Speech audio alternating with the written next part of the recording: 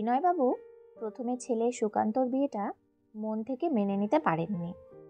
বিনয়বাবু চেয়েছিলেন একটা বাঙালি ঘরোয়া মেয়েকে ছেলের বউ হিসাবে বাড়িতে আনতে, কিন্তু ছেলে সুকান্ত বাদ সাধল, কর্মসূত্রে চেন্নাই থাকাকালীন ভালোবাসার বন্ধনে আবদ্ধ হলো সেখানকার কলিগ সুহানার সাথে। সুহানা সাউথ ইন্ডিয়ান মেয়ে, এদিকে বিনয়বাবুদের বনেদি পরিবার, যদিও তার জৌলুস আগের মতো নেই। পুরনো বড় বাড়িটা খালি পড়ে থাকে, সবাই যে যার মতো ফ্ল্যাট নিয়ে কর্মসূত্রে বিভিন্ন শহরে চলে গেছে, কেউ বা দেশের বাইরে। বিনয়বাবুর স্ত্রীও মারা গেছেন বছর 7 আগে, একমাত্র ছেলেও দূরে থাকে। বিনয়বাবু একাই থাকেন সারা বছর, শুধু ঐতিহ্য রক্ষার জন্য কোনো রকমে টিকে থাকা দুর্গাপুজোর সময় বাড়ি ফেরে এ বাড়ির প্রায় সকল সদস্যরা। তখন বাড়িটা ভরে ওঠে। বিনয়বাবু 2 দাদা, 1 দিদি, 1 কাকা ও পিসি পরিবার নিয়ে চলে আসেন এ বাড়ি। সবাই মিলে জমে ওঠে পুজোর আনন্দ। সুকান্ত বলেছে চাকরির ট্রান্সফার নিয়ে বাড়ির কাছাকাছি চলে আসবে। বিনয়বাবু মনে মনে ভেবে রেখেছিলেন ছেলে ঘরে ফিরলে পছন্দের মেয়ের সাথে বিয়ে দিয়ে সংসারটা সাজিয়ে নেবেন। কিন্তু ছেলে জেদ ধরল বিয়ে করলে সুহানাকেই বিয়ে করবে সে। বিনয়বাবু ছেলেকে বোঝালেন একজন সাউথ ইন্ডিয়ান মেয়ে এই বাড়ির বিয়ের জন্য কখনোই উপযুক্ত নয়, কিন্তু ছেলে সেটা মেনে নিল না। তাই এক প্রকার বাধ্য হয়ে তিনি এই বিয়েতে মত দিলেন। 2 পরিবারের রীতি মেনে বিয়ে হয়ে গেল সুকান্ত আর সুহানার। সুকান্ত যেদিন প্রথম সুহানাকে আনলো সেদিন বাড়ি ভর্তি লোক। বিনয়বাবু অবাক হয়ে দেখলেন মেয়েটা বাঙালি না হলেও অত্যন্ত ভদ্র। ভাঙা ভাঙা বাংলাতেই সে গল্প জমালো অতিথিদের সাথে, আপ্যায়নে ত্রুটি রাখলো না কারো। সবাই যে যার ঘরে ফিরে যাওয়ার সময় সুহানার তারিফ করে ফিরল। ওরা 15 দিনের ছুটিতে এসেছিল। এই কদিনের মধ্যে সুহানা বাড়ির চেহারা পুরো বদলে দিল। সব ঘর গুছিয়ে সাজিয়ে সুন্দর করে তুলল। পুরনো অব্যবহৃত ছাদটায় ফুল গাছে গাছে ভরিয়ে দিল। তারপর সে বাড়ির কাজের মেয়ে ললিতার থেকে কোমর বেঁধে নেমে পড়ল বাঙালি রান্না শেখার অভিযানে। কটা দিন বেশ কাটলো বিনয়বাবুর। সারাদিন হই হই হচ্ছে বাড়িতে। চটপটে মেয়েটা সারা বাড়ি জুড়ে ছুটে বেড়াচ্ছে। শোনা যাচ্ছে সুহানার পায়ে নুপুরের চমচম আর ওর খোপার বেলি ফুলের গন্ধে সারা বাড়ি যেন মেতে আছে। সকাল হতে বিনয়বাবু বাজারের ব্যাগ হাতে বেরোনোর সময় সুহানার বিভিন্ন রকম সবজি মাছ আনার আবদার করছে। এটাই তো চেয়েছিলেন বিনয়বাবু, যে কেউ অন্তত তার কাছে বায়না করুক, তার খেয়াল রাখুক।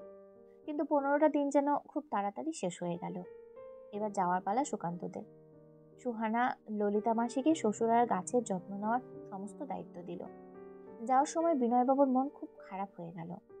সুহানা বলে গেল 2 মাসের মধ্যেই আমরা এই বাড়িতে চলে আসব।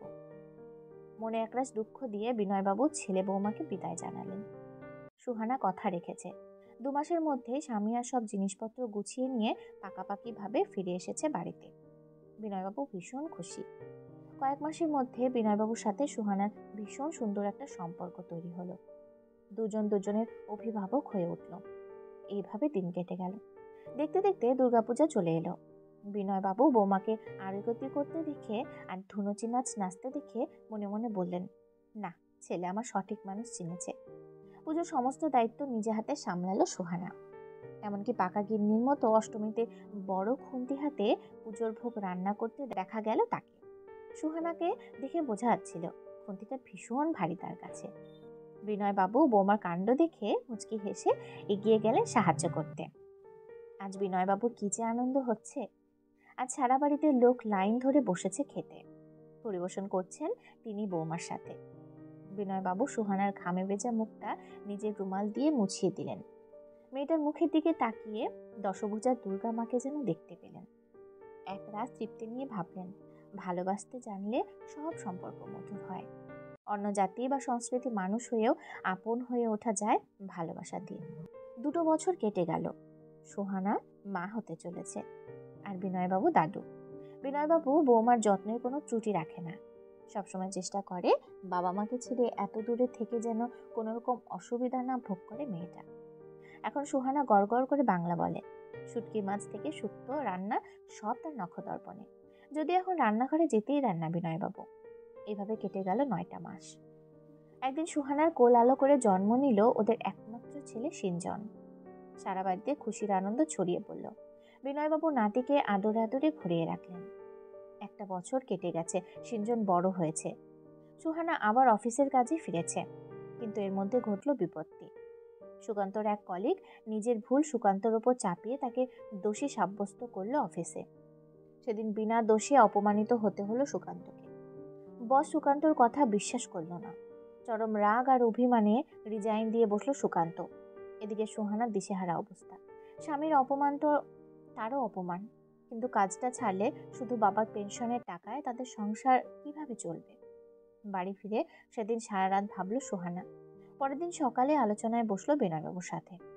মাত্র 15 দিন লাগলো রাস্তার পাশের বিনয়বাবুর তৈরি করে রাখা ঘরটা রেস্টুরেন্টে রূপান্তরিত করতে। রাস্তার ধারে এই ঘরটা বিনয়বাবু ভাড়া দিতেন বাজারের পাইকারি ব্যবসায়ীদের কাছে, কিন্তু বেশ কয়েক মাস ফাঁকাই পড়ে আছে ঘরটা। ওপরের দোকানে হেডিং লাগিয়ে সুন্দরভাবে সাজানো হলো, দুজন রাঁধুনিও রাখা হলো। বিজ্ঞাপন দেওয়া হলো যে সমস্ত রকম ফাস্টফুড পাওয়া যায়, সাউথ ইন্ডিয়ান খাবারও বাদ গেল না। একটা মাস কাটতে না কাটতেই দোকানের নাম চারিদিকে ছড়িয়ে পড়ল, ভালো মানের জন্য। আর সুহানা তো সাউথ ইন্ডিয়ান খাবার রান্নায় পারদর্শিনী ছিল। বিকেল থেকে তাই সুহানা আর সুকান্ত লেগে পড়ে দোকানের কাজে। এইভাবে একদিন সুহানার রেস্টুরেন্ট ওখানকার বেস্ট রেস্টুরেন্টের আখ্যা পেয়ে গেল। দিনের পর দিন রোজগার বাড়তে লাগলো।